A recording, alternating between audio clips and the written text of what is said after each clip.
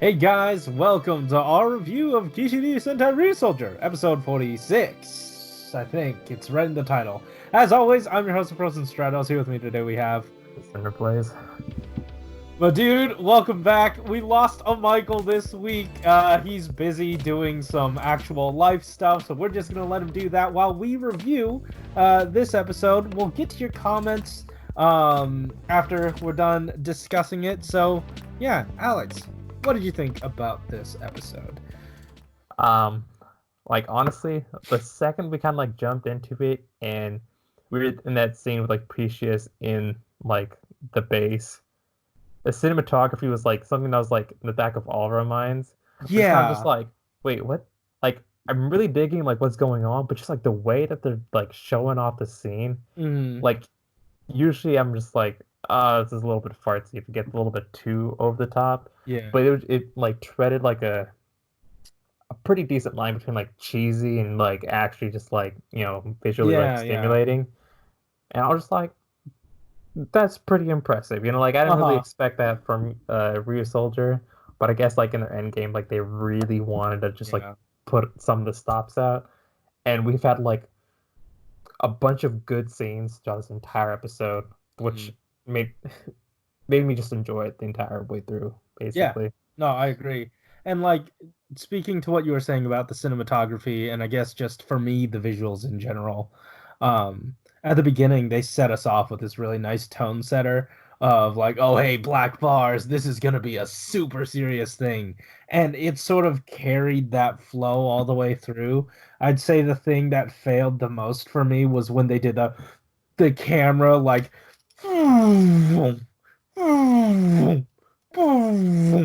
a few too many times. You know what I mean? Yeah. That's not typically something I like, but I see it happen a lot in Toku.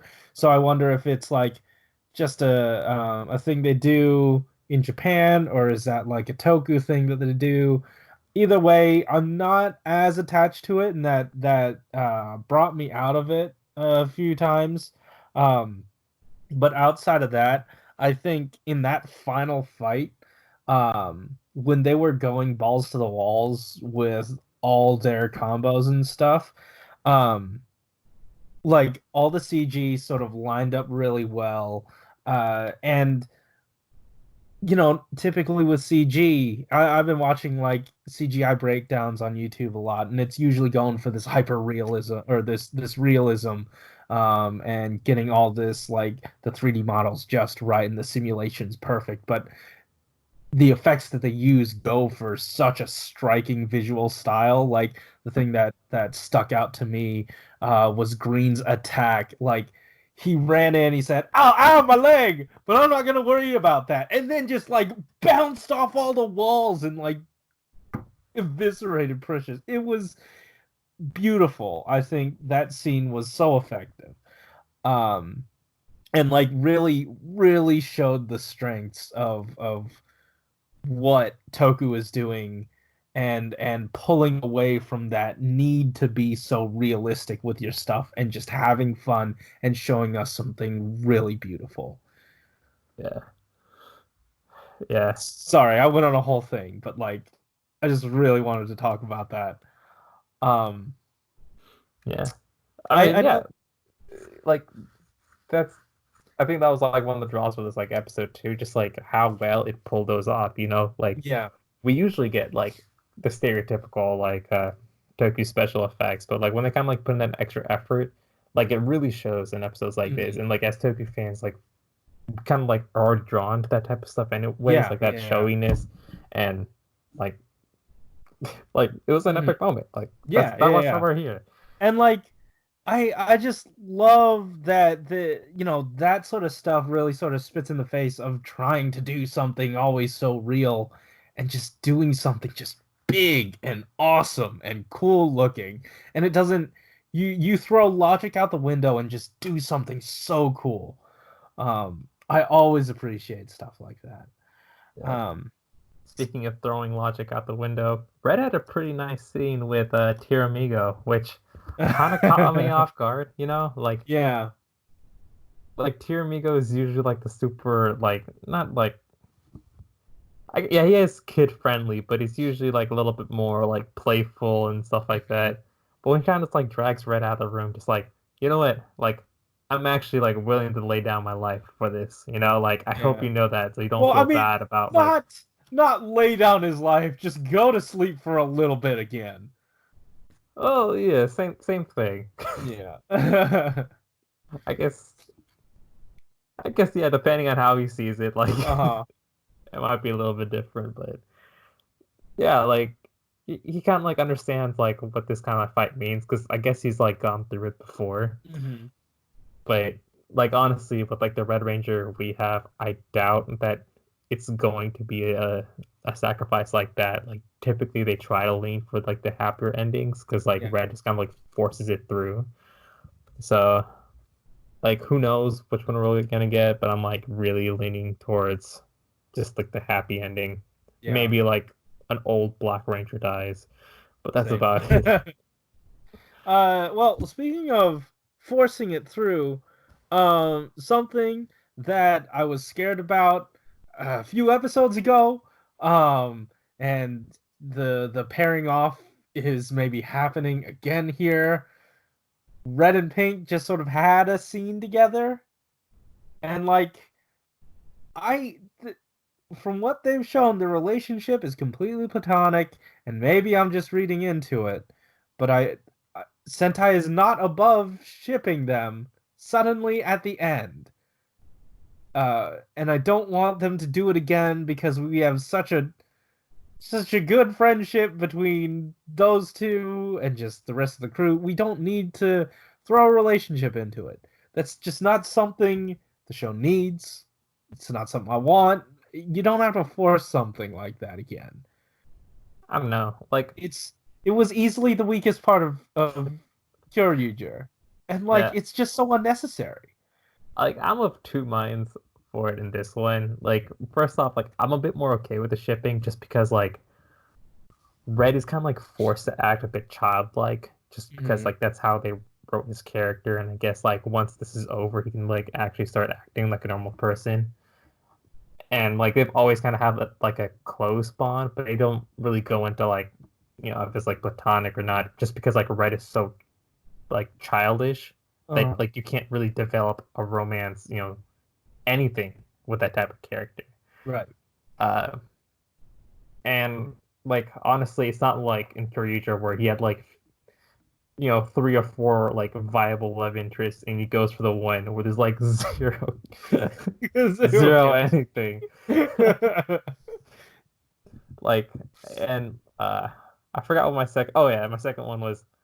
I'm fine with them just taking them away, like just putting them off in their own group, because as I've said before, as I've said multiple times in like these last few episodes, green, black, and blue, really love them Not together. gold.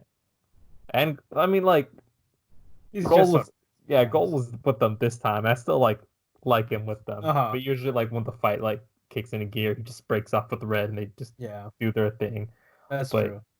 like I like the other group that it created, so I'm fine with them kind of separating, you know? All right, that's fair. Yeah. Yeah. Um, Now let's talk about Result Brown. You and Michael had a very different opinion than I did, and I've sort of identified probably why I was fine with a bit more of a jovial nature to that power up. And it stems from me thinking that I got spoiled. Because someone, I don't know, like someone put up a post of Nada, and then like just Nada and Red, which was probably from like many episodes ago, and they just reposted it and screwed with my brain, and I thought, oh shoot, it's definitely him. He's coming. And when I was surprised, I was so happy. Like first it was the reveal it wasn't him, and then the entire tone shifted, and I was just so enamored by being surprised in that moment that I was like, oh yes, keep going, keep it up with the surprises. I'm all in. 1-2 punch. Of hey, he's not Nada, and two, he's not cool, and he's very funny. which helped me love that scene. And I know you guys had a bit of an issue with it.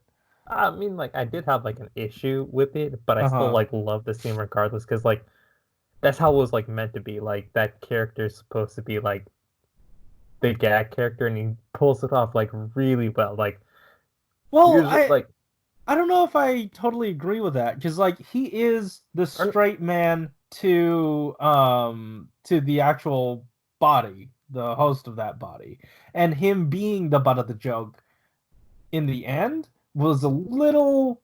I thought that was a little outside of the character. well, like also like for me, I'm kind of taking it as like when he gives exposition, he gives it in a very like Seto way where he just doesn't really give any answers, and I thought it was like very trolly. And like when he actually like henches and fights, it's pretty trolly itself. And like because he's like using that old man as a host, like you can't fucking fight. Like you even said it like this is an old man's fight. Like what do you guys expect? Like, he's still trying his damn hardest. So like I felt like that was pretty funny. But like the issue I kind of had was like when he first henshin, like it just looks so cool. Like the way he just kind of like slammed onto his body and just I was expecting like some like real cool finisher or something like that. And like we didn't get it, so I was just like, if only we saw like a little bit of something. Like I know, yeah. Like I wanted the fight to be goofy, but I just wanted like a little bit of and take this with you, like before he like dies and stuff. So I do, however, wonder about the nature of that power set. Like how do you establish a new armor? And is that like a prototype armor that eventually leads into a sleek suit after years of like refinement through different heroes bearing that power, that essence? But like I don't know. I'm interested to see more. I know we won't get more information out of that, especially since our exposition person is gone. yeah. Actually, then again, I guess they just throw exposition onto anyone. You can throw it onto Tiramigo. You can throw it onto Black. But I don't know. The implications of that suit excite me, even though I know it's not going to be explored. Yeah, I feel like Nada would be the one to explain it if there was to be an explanation. But yeah. But yeah, I guess my enjoyment of that scene, my like extreme enjoyment of that scene was really just a me thing. So yeah. But I did still really like it, and I will I will ride the wave of that happiness into, my enjoyment of it. Yeah. Let's see. Did you any thoughts on like the end of the episode where Weisel just kind of comes back ready to give the exposition? I can't believe I almost glossed over that because I completely forgot. But he came back in the most perfectly Weisel and Crayon way. And it was just so wonderful to see him back, and that he's an ally, and we're not having to stoop to him dying. I say that with a bit of trepidation. Like he was trying to kill himself this episode. You don't go up and like shake Priestess's hand like after all that's happening right now. And honestly, I thought he would, I thought he was gonna be Eris. Excuse me. I thought he was gonna be part of Eris or something because the little thing had a hat. But I guess that just sort of meant nothing. I am excited though. I am excited to see if he just sort of joins the team. And he's a really goofy dude. And there is a suit recently that had a goofy dude inside it. I'm not saying that he should wear the suit, but he definitely deserves it. But he definitely deserves it. Yeah, I mean, like now that they're kind of like forced to be on the same side because like Eris is just like I hate all you guys, you know? Yeah. Oh, Like, and on Noah, top of get the that, boat.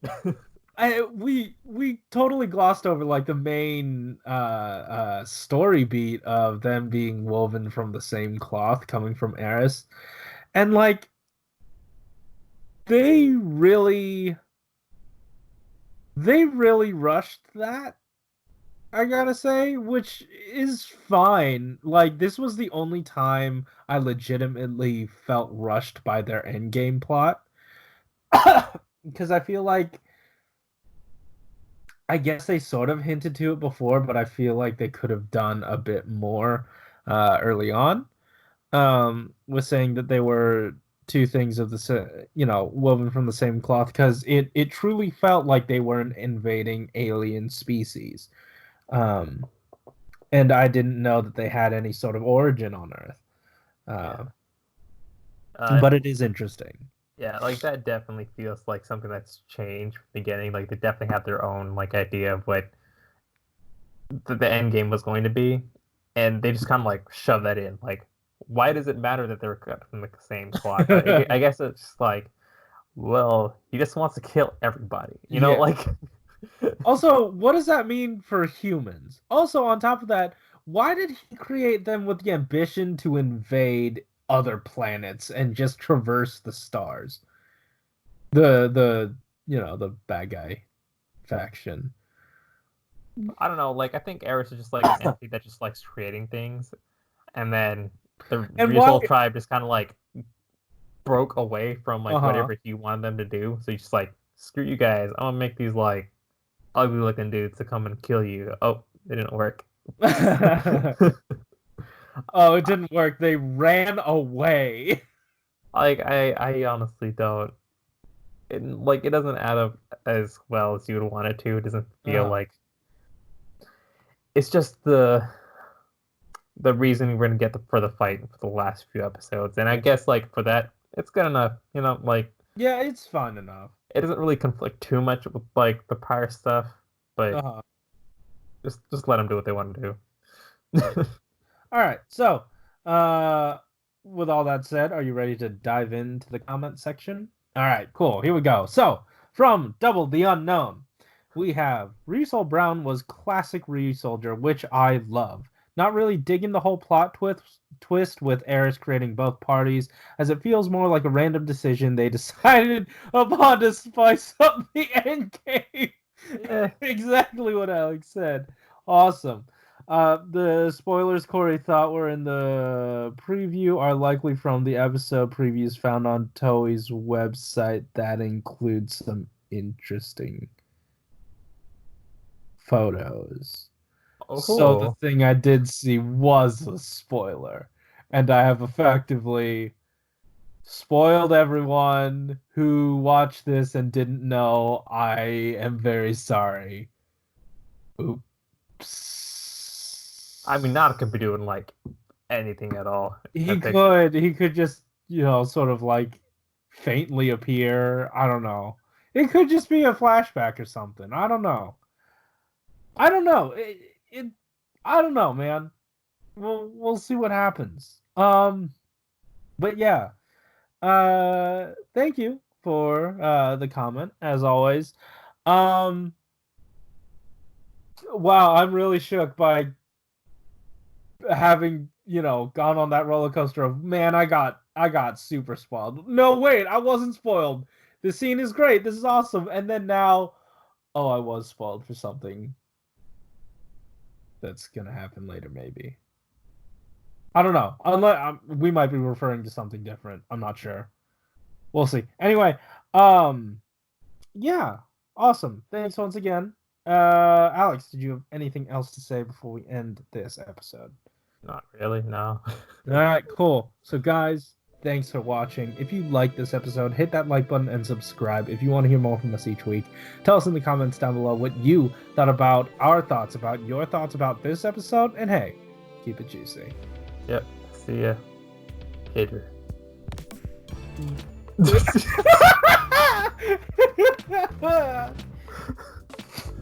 I guess someone has to. Yeah. Incomplete without it. Yeah. Like an awkward empty space at the beginning.